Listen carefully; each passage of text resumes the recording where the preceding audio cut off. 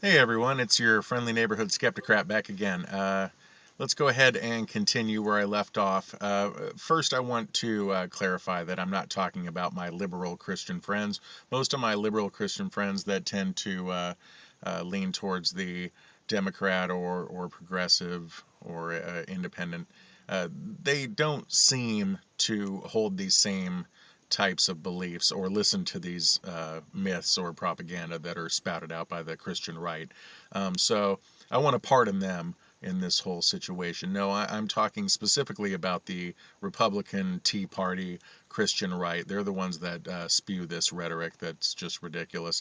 And speaking of government, when they talk about how uh, we have an atheist president now and this and that. Oh God, he's a socialist. He's an atheist. Oh, that's just ridiculous and it's rhetoric and nobody should pay attention to it.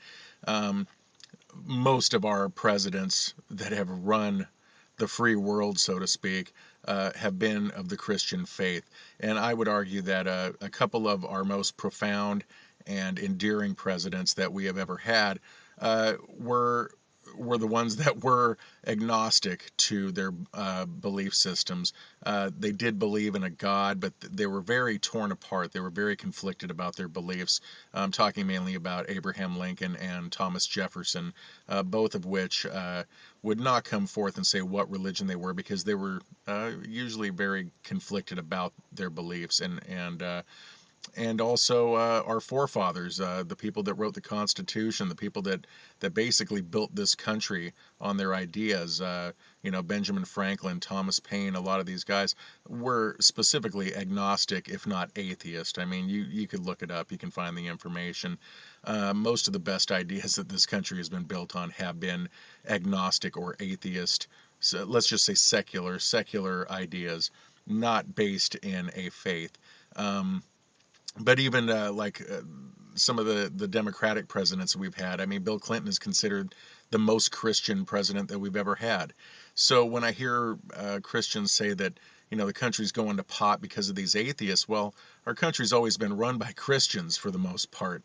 And 78% of the country are Christian and 3% are atheists or agnostic. That's not even saying atheist. That's saying they're just on the fence and don't know what to believe and don't choose to pick a side, which I in all logic, feel that that's the best place to be as far as the actual belief in a God or a supreme being that created us. I believe everybody has to be agnostic. It's the only logical way to be. Now, when it comes to specific faiths, then you can turn into an atheist all you want or a believer all you want. Now, on to schools really quickly.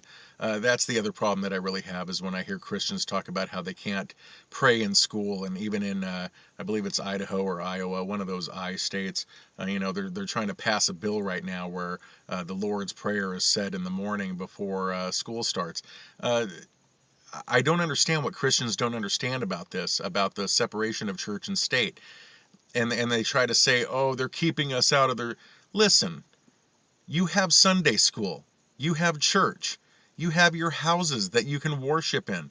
If you want your child to learn about God in school, then send them to Sunday school. When it comes to public school, what class are you going to throw out so we can put in this religious class that you're talking about where our children can learn about religion? You're going to throw out PE? You're going to throw out the arts? I would guess science would be the first class that you would want to throw out so you could replace it with religion.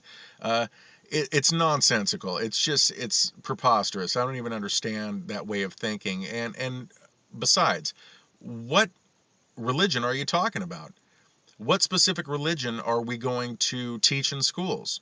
Is it just your religion? Is it just Christianity or your sect of Christianity that is appropriate to teach in schools? What about the Muslim children? What about the Jewish children? It seems that if we're going to go ahead and teach religion in schools, then let's throw all the classes out that they normally, let's throw out math, let's throw out English, let's throw out science, and we'll have period one is Christianity, period two is Islam, period three, and so on. I just don't understand what Christians don't understand about this. Church and school need to be separate. And then they try to make the argument that, well, school's already just atheist or secular. No, that's not secular. That's not atheist. That's called being a human being. It's called knowledge. There's a difference. You can tell I'm getting a little perturbed by this because it does upset me a little bit. The ignorance of Christians to not think this through properly is astounding. And again, I'll end this like I end most of mine. We really need to learn how to just get along with each other as human beings and stop separating each other through religion and politics. Um, the world's never going to find peace until we can find one common ground. And that one common ground that I feel is the most important is that we're all human beings. And that's what we got to concentrate on. All right. As always, have a good day. Peace out.